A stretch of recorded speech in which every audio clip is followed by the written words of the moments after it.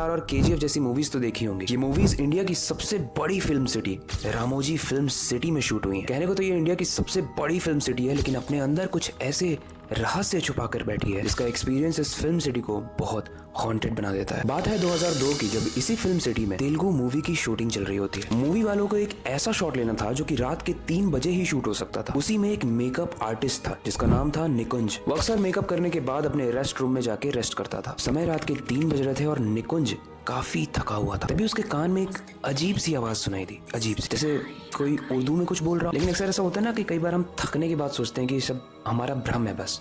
तो निकुंज को भी कुछ ऐसा ही लगा कि वो बहुत थक गया है और जो भी वो एक्सपीरियंस कर रहा है, जो भी वो सुन रहा है, वो बस उसका एक भ्रम है। इस बात को ध्यान रखा जाए कि निकुंज का रूम अंदर से लॉक्ड है, यानी बाहर से कोई भी अंदर नहीं आ सकता है। कुछ समय बाद निकुंज को वही आवाज फिर से सुनाई देती है, लेकिन निकुंज फिर से इसे इग्नोर करता है। गाइस, वो कान में बड़बड़ाते हुए उर्दू वर्ड्स को तो इग्नोर कर रहा था, लेकिन कुछ समय के बाद उसे कुछ टूटने की आवाज आती है और वो जैसे ही उठ के देखता है उसके पैरों से मानो जमीन खिसक जाती है। उसने देखा कि कांच में कुछ बड़े ही डरावने तरीके से उर्दू में लिखा हुआ है और वो कंफर्म हो जाता है कि ये वही शब्द होंगे जो मेरे कानों में कोई उर्दू लैंग्वेज में बड़बड़ा रहा था। गाइस, यहाँ से स्टोरी थोड़ी सी टर्न लेती है क्योंकि निकुंज काफी डरा हुआ था।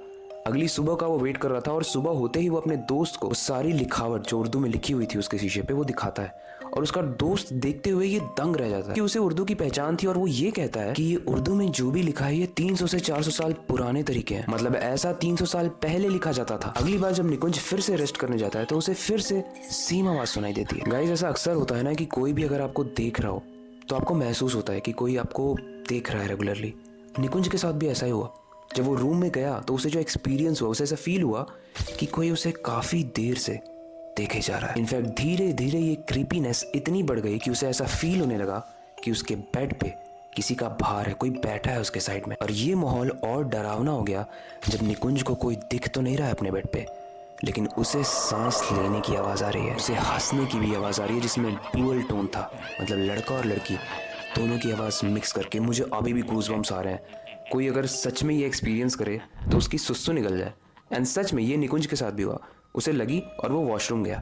किसी को भी लग जाएगी यार, ऑब्वियसली किसी की पैंट में प्रॉब्लम तो हो ही जाएगी, बट स्टिल कहानी यहीं खत्म नहीं हुई। जब वो वॉशरूम का डोर खोलता है तो देखता है कि एक अजीब सा इंसान हाथ में तलवार लेके काले कपड़े में खड़ा है, जिसकी बॉडी में बहुत सारे कट्स लगे हैं, वो ब्लीड कर रहा है। इनफैक्ट उसके काफी सारे ऑर्गन्स भी बाहर लटक रहे हैं। सोचो ये दृश्य कितना ज्यादा खुद में डरावना है। और वो इंसान जो निकुंज ने देखा था वॉशरूम में, वो निकुंज को ही घूर रहा था। निकुंज वहां से डर के भागता है और गेट कीपर के पास जाके ये सारी चीजें बताता है। तो गेट कीपर उसे जो बताता है वो सुनने के बाद मानो उसका खून जम जाता है।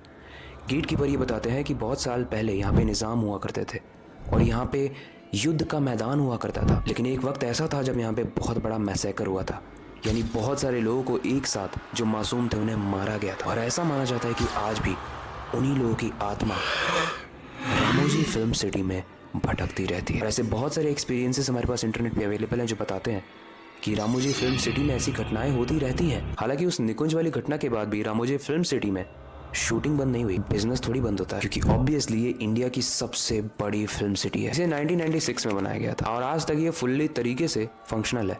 लेकिन गाइस, ऐसी स्टोरीज दिमाग में काफी ज्यादा क्यूरियोसिटी छोड़ के जाती है, काफी सारे क्वेश्चंस छोड़ के जाती है जिसके आंसर हमारे ऊपर ही हम डिस्कस करके कमेंट सेक्शन में बता सकते हैं। पहला क्वेश्चन कि क्या ये रामोजी फिल्म सिटी में जो भी हो रहा है, जो भी ये स्टोरीज हम इंटरनेट पे पढ़ते हैं, क्या ये सच में हुआ है या फिर ये एक मार्केटिंग प्लान है जिसके बेसिस पे लोग इसके बारे में बात करें और वहां पे जाके विजिट करें जिनसे उनका बिजनेस बढ़े, या फिर ये सच घटना है, ये सच में हुआ है। और अगर ये सच में हुआ है तो वहाँ पे पूजा पाठ करा के वहाँ के सारे नेगेटिव एनर्जी को भगाया क्यों नहीं जा रहा है। आपको ये स्टोरी कैसी लगी और इससे रिलेटेड कोई भी फीडबैक हो तो आप कमेंट सेक्शन में जरूर बताना। और एक वार्निंग दे दूं, समय के साथ धीरे धीरे जितने भी एपिसोड्स आएंगे इस हॉरर शो के, वो हर एपिसोड में हॉरर और इंक्रीज होगा, यानी डर और इंक्रीज होगा। बट ये हॉरर फैंस के लिए बहुत ज्यादा इंटरेस्टिंग है। तो अगर आप नेक्स्ट एपिसोड के लिए बहुत ज्यादा एक्साइटेड हो जैसे मैं, क्योंकि वो थोड़ा और ज्यादा डरावना होने वाला है, कमेंट में एपिसोड 2 जरूर कमेंट करना। जितने ज्यादा कमेंट्स आएंगे उतनी जल्दी वो एपिसोड आएगा।